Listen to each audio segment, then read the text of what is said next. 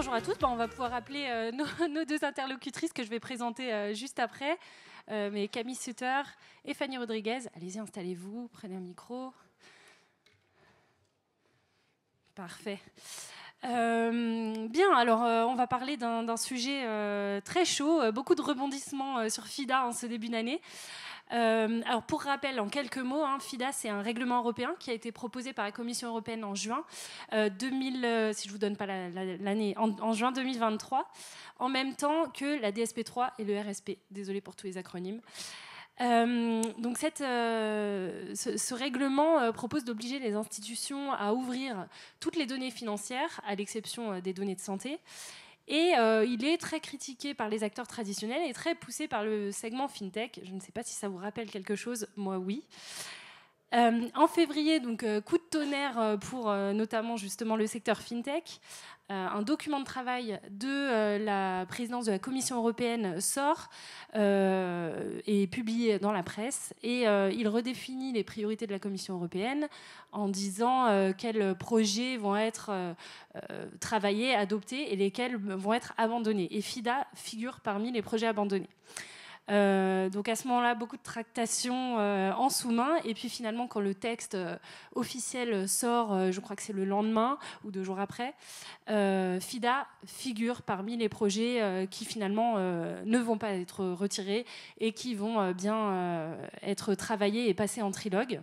Sans qu'il n'y ait sur le document d'horizon d'adoption qui ne soit noté. Voilà, donc il y a eu beaucoup de discussions, il y a eu beaucoup de mobilisations. Aujourd'hui, où est-ce qu'on en est dans ces discussions? Je parlais du trilogue, à quoi s'attendre pour la suite, et puis quels sont les points qui vont être rediscutés entre tous les acteurs que j'évoquais au début. Donc on va en discuter avec Camille Sutter, donc, qui est chef de l'équipe Payette, je le dis quand même parce que c'est un petit peu à la Direction Générale du Trésor, et Fanny Rodriguez, présidente de l'AFEPAM et COO de FinTecture. Alors Camille, je commence par vous. Je le disais en février au moment des discussions sur un potentiel retrait de FIDA, il a été dit que la France faisait partie des opposants les plus virulents au texte qui demandaient le retrait. Quelle est la position de Bercy aujourd'hui sur le sujet? Merci Aude. Alors, la position de Bercy, c'est que la France est désormais favorable à la poursuite des discussions sur le texte. Ce qu'on veut, c'est avoir un texte qui favorise l'innovation financière, c'était l'esprit de départ de ce texte, mais également un texte qui tienne compte des nouvelles priorités de la Commission en matière de compétitivité, de simplification, notamment dans un contexte géopolitique qui, vous le savez tous, a changé depuis la proposition de texte. Et donc, si je dois résumer, ce qu'on veut, c'est garantir un accès et une utilisation des données souveraines au niveau européen. Peut-être un point, un petit détour sur les positions des différents États membres, parce qu'on a beaucoup parlé de la France, qui effectivement était sans doute plus vocale que les autres sur ce texte, mais dans ce contexte actuel et cette volonté de réviser la copie sur FIDA, on n'est pas seul. En décembre dernier, on a signé avec l'Allemagne, avec le Danemark et avec la Belgique une déclaration en Coreper qui demandait à ce qu'on révise FIDA au regard des nouveaux enjeux de réglementation et de simplification.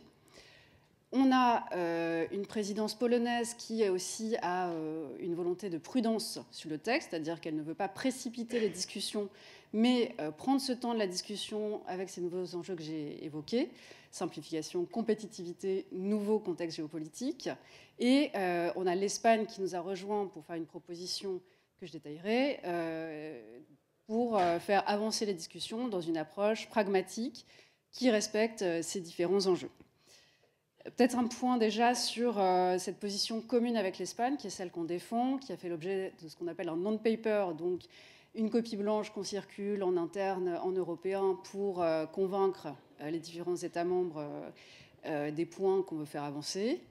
Cette proposition, c'est ce qu'on appelle une approche par le marché, c'est-à-dire ce qu'on propose, c'est que pour chaque schème de données, les différentes contreparties, donc les utilisateurs et les fournisseurs de données, se mettent d'accord sur les différents points de données qui seront partagés. Plutôt que ça concerne toutes les données. Plutôt, alors de toute façon, l'approche de la Commission et l'approche qu'on a défendue jusqu'ici, c'était une approche par phasé sur les packages de données à partager, c'est-à-dire qu'on partage les données d'abord les moins critiques, mais aussi les plus standardisées, parce qu'il y a des coûts dans la standardisation des données à partager qu'il faut prendre en compte. Mais là, l'idée, c'est aussi d'avoir une approche qui réfléchisse par cas d'usage, par en fait besoin exprimé par le marché, dans le cadre des innovations financières, et je pense que Fanny vous en parlerait, et pas une approche top-down qui oblige à faire des investissements coûteux, alors que derrière, il n'y a pas de demande. Ce qui serait un grand changement dans l'esprit du texte. Fanny, une approche par le marché où on définirait les cas d'usage et où on espérait que tout le monde se mette d'accord. Est-ce que ça, c'est faisable et sous quelles conditions? Est-ce que c'est souhaitable? Alors, une approche par le marché, oui. L'enjeu, ça va être qui décide à la fin s'il y a un cas d'usage ou pas et si ça se fait ou pas. On a vu dans l'expérience Open Banking, où on a ouvert les données de paiement, où il y a des situations où je pense que nous sommes tous d'accord, ceux qui détiennent les données, ceux qui n'ont pas besoin d'y accéder, pour constater qu'il n'y a pas de demande de marché et qu'il n'est peut-être pas justifié d'avoir des dépenses de coûts, alors même qu'on est tous d'accord pour dire qu'à date, au vu des technologies disponibles, il n'y a pas de demande client. Par contre, ce qu'on a vu aussi avec l'open banking, c'est que parfois, nous avons des clients, nous, FinTech, des demandes de clients qu'on ne peut pas satisfaire.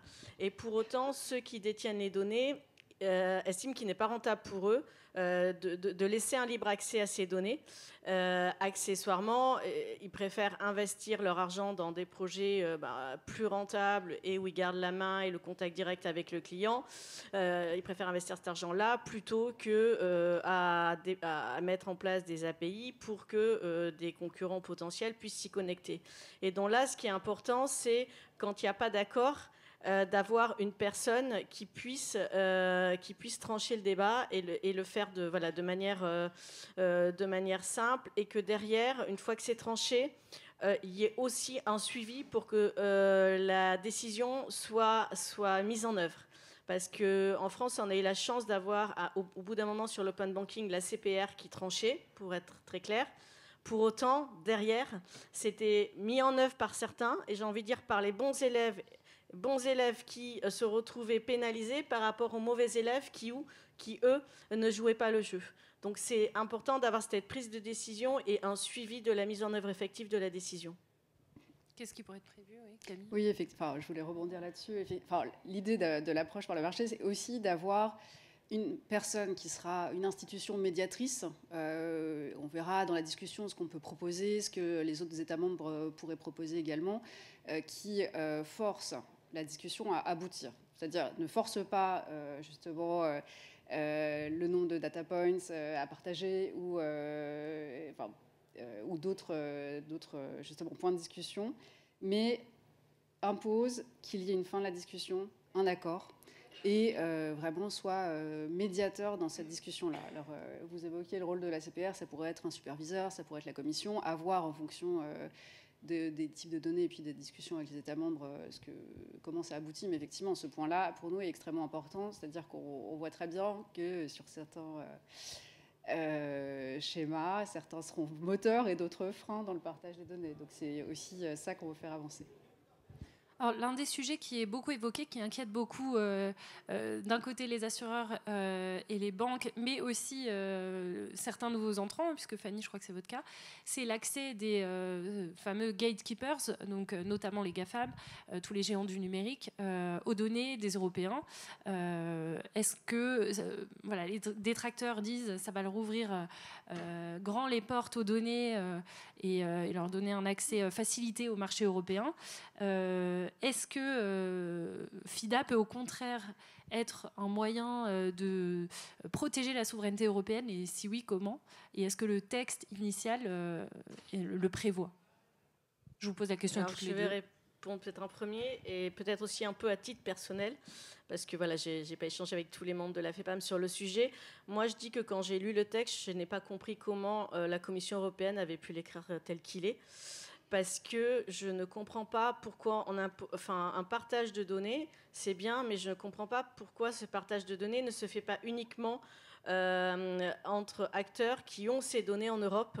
Je me demande par quel miracle des acteurs qui disposent de données hors Union européenne vont pouvoir accéder aux données des Européens. Très honnêtement, je ne comprends pas. Pour moi, naïvement, partage de données entre acteurs européens qui ont leurs données en Europe, et on mettait un cadre, parce qu'actuellement on sait que ça se fait quand même déjà plus ou moins, et voilà, on mettait un cadre législatif. Dans le texte, c'est pas ce qui est écrit. Il est écrit que des acteurs qui ne sont pas en Europe pourront accéder aux données des Européens, et soi-disant, entre guillemets, on a des garanties, il faudra qu'ils aient un représentant local. Désolé, mais on sait que il y a des pays bien plus puissants que nous. Avoir 2-3 représentants locaux, on sort le carnet de chèques, on a 3 représentants locaux, et puis c'est fait. Et en plus, ces soi-disant garanties dans le texte, c'est rien pour ces acteurs-là, mais c'est très coûteux pour les fintechs que nous sommes et pour scaler, puisque ça veut dire que nous, si on veut se développer en Europe, souvent, et on le voit très bien en matière d'AML, il faut qu'on ait partout en Europe des représentants locaux, et nous, sortir le carnet de chèques, ça nous coûte. Donc en fait, on nous pénalise, nous, Européens, et par contre, c'est encore une fois pas grand-chose pour ceux qui sont hors Europe. Je rajouterais que c'est quand même important de soutenir ce marché européen. Il y a parmi mes membres certains qui ont bâti des fintechs, qui ont fait le constat que scaler en Europe, c'était quand même bien compliqué, et qui sont aux États-Unis. Moi, j'y étais il y a un mois, et qui me disent qu'ils vont monter une nouvelle entreprise aux États-Unis, et puis il n'y a pas de problème, ils pourront accéder aux données en Europe. Donc quand même, sauf qu'ils le disent avec beaucoup de regrets. C'est juste des entrepreneurs qui ont essayé, qui constatent que ce n'est pas possible et qui vont bâtir une entreprise aux États-Unis pour pouvoir accéder à l'Europe. Ce n'est pas ce qu'ils auraient souhaité, mais le constat, c'est que ça ne fonctionne pas. Je pense qu'on se rejoint complètement. C'est-à-dire que le texte initial, pour nous, n'était pas garant justement de cette souveraineté dans l'accès, dans l'utilisation des données. Le nouveau contexte géopolitique fait qu'on est d'autant plus suspicieux sur nos capacités à coopérer en matière de surveillance. Et on a très peu, enfin on n'a même aucune capacité de maîtrise des flux de données, aucune garantie que les données du marché européen, à ce stade, ne seront pas utilisées par des acteurs extra-Union européenne, les gatekeepers pour ne pas les nommer, mais il n'y a pas que. Et c'est une des raisons pour lesquelles cet enjeu-là est vraiment important dans la nouvelle discussion. Et je pense que c'est un des moteurs de la révision du texte actuellement. Et qu'est-ce qui pourrait être amendé qu'est-ce qui pourrait être proposé ? Alors, cette définition de qui peut accéder au marché, sous quelles conditions, je pense que c'est vraiment un des points à travailler ensemble. Parce que, Fadi, vous mentionniez les difficultés, la facilité avec lesquelles les gatekeepers pourront avoir accès au marché européen, c'est un des points sur lesquels on va vraiment travailler avec les instances de supervision notamment. C'est vraiment un des enjeux forts derrière, c'est la supervision. Quelle supervision ? Et moi, j'entends aussi la problématique de fragmentation des marchés qui fait que c'est difficile de scale-up. Et donc, on se retrouve dans une situation où on n'a pas le level playing field parce que les acteurs américains, chinois, pour ne pas les nommer, vont avoir la taille critique pour rentrer sur le marché, alors que nos fintechs à nous ne vont pas avoir la capacité de scale-up. Donc il y a aussi tout un travail qui rejoint plus globalement les priorités de la France en matière d'union des marchés de capitaux et de capacité pour des fintechs ou pour d'autres acteurs financiers à avoir accès à une supervision unique, etc. Et alors sur le sujet de la sécurité des données, qui est lié, mais qui concerne aussi les acteurs européens pour le coup, est-ce que ce qui était prévu dans le texte initial était suffisant ? Je crois que Fanny dit que non, donc je vais peut-être lui passer la parole. Et qu'est-ce qu'on pourrait prévoir dans les futures discussions ? Déjà, pour avoir une sécurité des données, ça serait bien de savoir où sont les données et de pouvoir contrôler ces données-là. Donc moi, quand j'entends qu'on n'a aucun moyen de savoir si les données partent ou restent, faisons en sorte qu'elles restent. Déjà, ça sera peut-être plus facile. Par contre, je serais un peu moins inquiète quand même. On a beaucoup de réglementations européennes comme DORA qui fait que sur la cybercriminalité, qui fait que les données sont quand même plutôt... à titre personnel, je pense que c'est plutôt sécurisé. Aussi parce que là, quelles que soient les nationalités, personne n'a intérêt à ce qu'il y ait une faille dans le dispositif de sécurité. Quelle que soit la nationalité, pour le coup. En termes d'image, c'est quand même assez désastreux quand on voit les fuites de données dans la presse. Donc, je suis un peu moins inquiète sur la sécurité des données, parce qu'il y a des couches et des surcouches même de réglementation, que sur le fait que ces données puissent échapper à la souveraineté européenne et que des règles faites pour nous protéger pénalisent le marché. Alors effectivement, si je fais un détour par DORA, DORA, ça vise vraiment à harmoniser les normes de cybersécurité sur toute l'Union européenne et pour tous les acteurs financiers. Sans doute, il y aura des révisions de copie dans 5 ans parce que ça évolue très vite dans ce secteur-là. Et pour nous, les enjeux de cybersécurité, c'est aussi les enjeux d'usage, de maîtrise des données par les citoyens. C'est-à-dire qu'on a pour l'instant des citoyens peut-être, disons, insuffisamment au fait des enjeux liés à la diffusion de leurs données financières et qui, eux, pourront être un point de vulnérabilité dans le dispositif. Pour nous, c'est un des angles morts, hein, le fait que le consentement au partage des données par les citoyens via des dashboards dont la présentation est ultra compliquée soit pas un des points de discussion. Il y a aussi un sujet de timing de l'application dans votre non-position paper qui vient d'être diffusé aux associations, etc. La France propose de repousser le déploiement de FIDA après entrée en application. Alors, ce qu'on veut, c'est ne pas avoir, c'est que le texte garantisse tous les points que j'ai dit, c'est-à-dire respect des priorités européennes, garantisse un cadre souverain d'accès et d'utilisation aux données. Et tant que ces conditions-là ne sont pas remplies, on ne veut pas de texte. Disons, dans la discussion, on va avoir une approche constructive pour pousser dans ce sens. Et après, en termes de déploiement, je pense qu'on n'en est pas encore aux discussions sur ce stade. C'est-à-dire que moi, ce que je peux vous dire, c'est qu'en termes de calendrier, on se retrouve avant l'été pour le prochain trilogue. Et que d'ici là, en fait, plusieurs États membres, la Commission, ont produit d'autres non-papers pour faire avancer les discussions. Et donc, je pense que d'ici là, on aura une vue plus claire de ce qu'on veut. Oui, alors oui, là je pensais au délai d'application une fois que le texte sera adopté, mais en effet, si on en revient à là où on en est, donc le trilogue a repris ou il va reprendre? Il reprend avant l'été. D'accord, donc c'est ça. Et ensuite, en effet, à quoi on peut s'attendre? Parce qu'on a l'impression qu'il y a quand même beaucoup de points qui sont en discussion, qui, si on en lit le non-position paper, doivent encore être révisés. Et on sait que c'est des sujets complexes. À quel horizon on peut s'attendre pour une adoption? Sous quelle présidence? Alors, je ne pense pas trahir de secret, puisqu'on a des discussions bilatérales avec le Danemark, hein, qui assume la prochaine présidence de l'Union européenne et qui souhaite faire avancer le texte. Nous, on a bon espoir que ça puisse aboutir sous présidence danoise, mais on n'est jamais à l'abri de retournement. En tout cas, la position constructive qu'ont adoptée tous les États membres, qu'a adopté la Commission aussi, je pense, va permettre de vraiment faire avancer les choses. Et surtout, on a les mêmes exigences en matière de simplification, de garantie de la souveraineté et de création d'un level playing field pour les acteurs financiers européens. Et Fanny, qu'est-ce qui ressort des discussions du côté FinTech, association de FinTech? Là, les FinTech auraient quand même besoin d'un texte rapidement. On est des structures qui n'avons pas le temps, qui jouent pour nous, contrairement aux grands groupes qui jouent avec le temps. Et le temps, c'est de l'argent, et les grands groupes peuvent jouer avec ça, les FinTech beaucoup moins.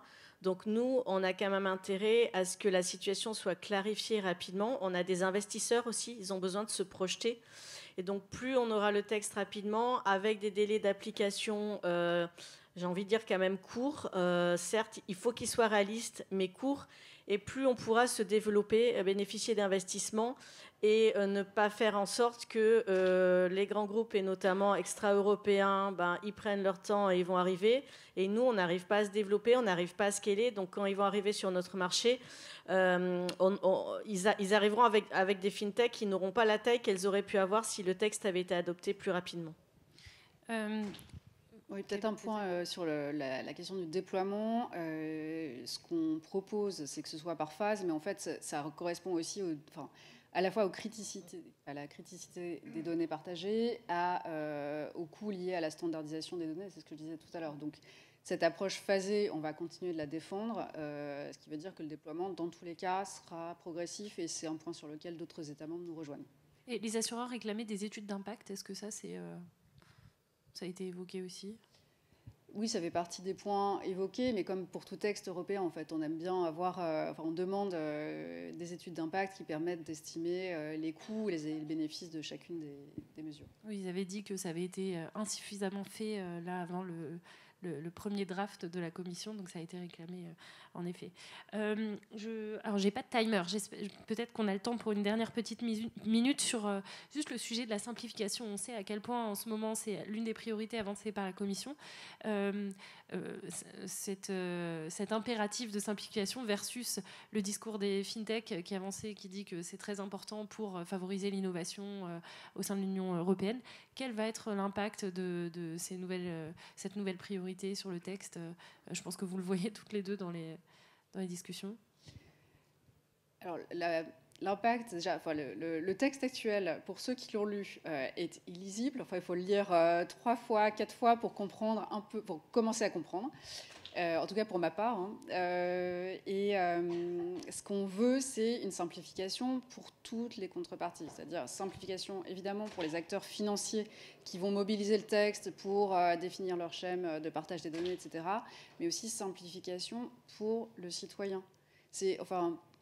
Actuellement, alors je pense que l'exemple de la RGPD est intéressant pour ça. C'est-à-dire que RGPD, vous faites des études, vous voyez que 3/4 des citoyens français sont très inquiets de la protection, des enjeux de protection des données. La moitié clique sans regarder les conditions d'utilisation.